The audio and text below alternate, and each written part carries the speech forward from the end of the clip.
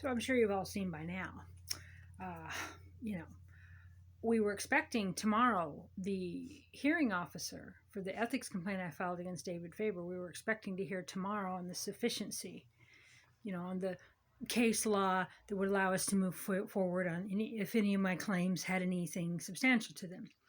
Well, after letting the hearing officer go for a whole month, right, billable hours, who knows what, letting him do it. Instead of letting him know right away, they wait a whole month. They wait just before he's about to make a first preliminary ruling as we then head to summary judgment and head to hearing. And the city's attorney, the city, steps in and says, oh, now would be a great time, I think, to do an audit. So they audit Phil's contract. The hearing officer's name is Phil Olberg, and he knows a lot about zoning laws and stuff in Washington. And there's a lot of case law about hearing officers and their power over land use. Actions taken by local city council, when they're corrupt. They make land use changes that are permanent. These like judicial decisions they're making to change land use forever. And a lot of times they do it based on their own personal reasons. So I alleged, and it's pretty much everybody in city council, so no wonder they're trying to stop it, that they are giving favors to their friends. They do. They give contracts to their besties. They use your tax dollars, and they continue to give money to, like Homeward Bound, for example, that was like 1.4 million. I have all of the chronology of how that all happened. They just kept giving them whatever expense they asked for. They used your tax dollars. They used your lodging tax. They used bonds. They got him an architect, and they got him a project manager. Then all this money just to people they know, right? There was no way that Carmel House, whatever you want to call it, Cherry Street project was ever going to be affordable housing. No way. And what is it? Just stick the low-income people in a mold-infested asbestos house? At asbestos siding, it had the old electric, needed everything upgraded. To build a new one would have cost a third of that, especially in the market at the time it was happening, like 2017 or whatever. So they let it go on up until 2024. And just money after money after money for David Faber's friends, Michelle Sandoval's friends, Libby Winstrom's friends. And when new city council members would come in and question it, they're like, whatever, it's just this, it's just that. It was fraud on the taxpayers, period. And so how do you hold the city accountable? Well, you're going to have to sue them. So you're going to have to go first to like Superior Court or Federal Court or whatever, because they're going to do whatever they want. And so in this ethics complaint process, they come in today and said, well, we're auditing, Phil's contract. I posted it on Port Townsend News, and my email is reverendcrystalcox@gmail.com if you want me to forward it to you. And basically the city attorney, the law firm they have, because the city attorney quit or was pushed out because she didn't want to be part of the corruption anymore. They basically told Phil they didn't want him moving forward without city council approving it, and that they wanted to change in his contract regular ethics versus land use. Well, regular ethics complaints are worthless. With Libby Winstrom, I did a whole bunch of things, a whole bunch of that PT ethics code thing where she violated. They don't care. They don't care about not one of them unless it's financial and you have to prove it. So there are some parameters of things that you can prove for special privilege. So in the Faber one, I made it more concise. And boy, did a baby Faber scared. And so they stopped it. And so they may not let any go through for the land use. They, Phil had said in the email to us, if and when the city council approves it. So they're not going to approve anything for him. They're not going to move forward on me with anything.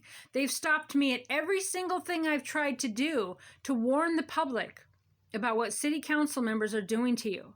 Not just zoning laws and wrecking wetlands and giving contracts to their friends, including Pi R Squared, which is Piper Corbett, right? They're besties with Ben, besties with Libby, besties with Faber, and they got a contract in the golf course thing.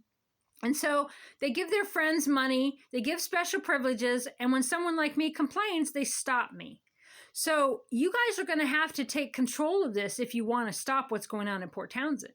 You're going to have to call them out. You're going to have to sue them, try to get criminal charges against them. They're laundering money. There should be RICO complaints against them, racketeering. And it's been going on for years, and they just put a new person in place. You know, like Faber is just a puppet for everything Sandoval was trying to do. When you look back at the public meetings, it's the same stuff. And I seen one the other day where Sandoval's like, some people get more attention than others.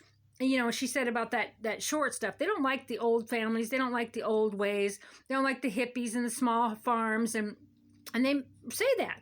You would think that that's not true, but it's right there in the public records, them dissing these people. They want urbanism. They want just city, city, city. And every new building that they're involved in is really ugly. Every new art project is ugly. They run all the buskers out of town. They run the musicians out of town. That whale is neat in concept, but it took out the platform down there that people played music like every single week, several times a week. People played music down there and danced, and now there's a big whale skeleton, which is neat, but it's the wrong location. They totally wrecked that spot for people that like to hang out there. Because once you've seen the whale, you've seen the whale. And you're not allowed to like sit next to it or whatever. So, and the public art, you know, that they pick for their friends, it's ugly. It has nothing to do with Port Townsend. You got to look up a QR code, and it's like somebody vomited up a tree. You know, up a tree, but they ate a tree and then they, you know, vomited it. And so instead of art, like every year, they could get a new bronze, you know, of like an otter or an orca or something neat that people would hang out on. Even that Salish Sea thing, which nobody knows it's the Salish Sea Circle. I mean, no tourist knows. The kids call it the Spiky Donut. But people love to get their picture taken in it.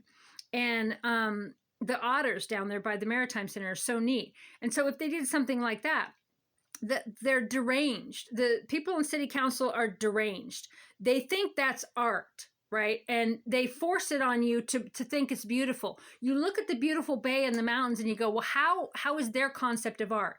And then they had this really beautiful dance floor. They did the angels. The angel wings are really cool. But then they put up a tarp that obviously blows in the wind. If you ever spend any time downtown, you know, I lived in a car downtown for years. There's no way that was going to be awesome.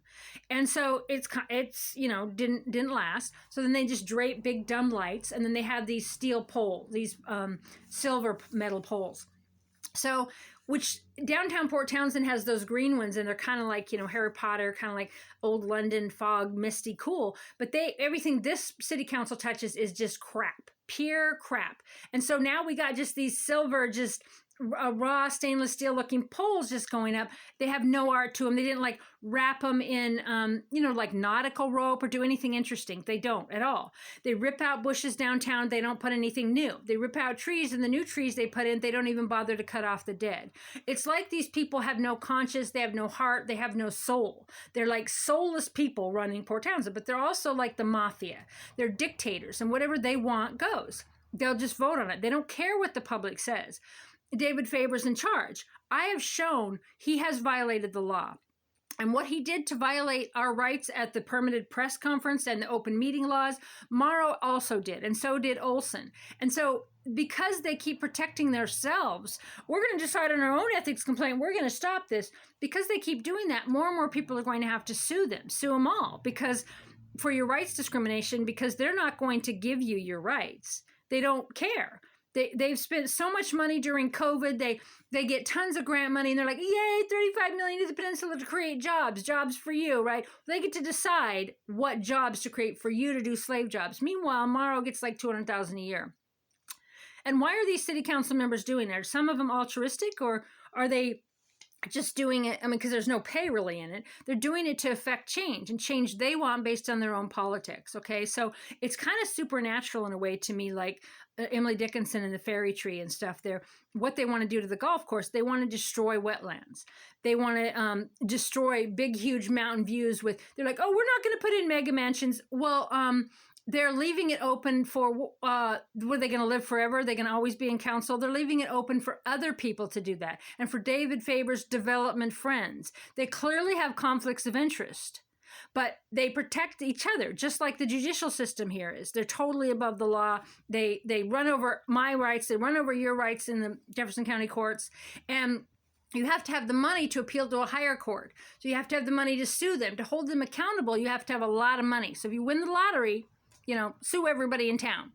Anyway, I'm running out of time here, but the Faber complaint is kind of dead in the water right now because the city wants to decide themselves whether they're ethical or not.